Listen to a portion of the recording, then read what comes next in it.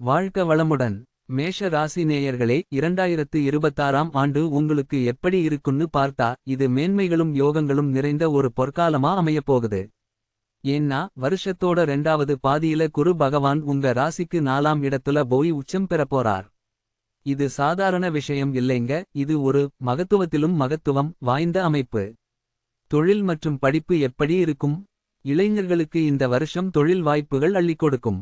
புதுசா வேலை தேடுறவங்களா இருந்தாலும் சரி, இருக்கிற வேலையை விட வேற நல்ல வேலைக்கு மாற நினைக்கிறவங்களா இருந்தாலும் சரி, தொட்டது துலங்கும் சொல்லுவாங்களே அந்த மாதிரி நீங்க நினைக்கிற மாற்றம் கண்டிப்பா நடக்கும். 10வது 12வது படிக்கிற பிள்ளைகளுக்கு கல்வித்திறன் அபாரமா இருக்கும்.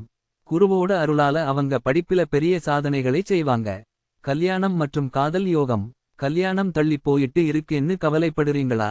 இந்த வருஷம் கனகச்சிதமா கல்யாண வாய்ப்பு கூடி வரும். ஏற்கனவே ஒருமுறை தடம் மாறி விவாகரத்து ஆகி இனிமே கல்யாணமே வேணாம் ஒதுங்கி இருக்கிறவங்களுக்கு கூட ஒரு புது வாழ்க்கை இந்த வருஷம் அமையும். காதல் தோல்வியில இருக்கிற இளைஞர்கள் வருத்தப்பட வேண்டாம், பழைய காதல் போனா என்ன? இந்த வருஷம் ஒரு புது உறவு உங்க வாழ்க்கையில வரும். குழந்தை பாக்கியம். இந்த வருஷம் குழந்தை பாக்கியத்துக்கு ரொம்ப விசேஷமான வருஷம். IVF தான் குழந்தை பிறக்கும் சொல்லப்பட்டவங்களுக்கு கூட இயற்கையாவே வாரிசு உருவாகிற அதிசயம் நடக்கும். குறிப்பா அஸ்வினி பரணி நட்சத்திர பெண்களுக்கு இந்த யோகம் அதிகம் இருக்கு. சொத்து மற்றும் ஆரோக்கியம்.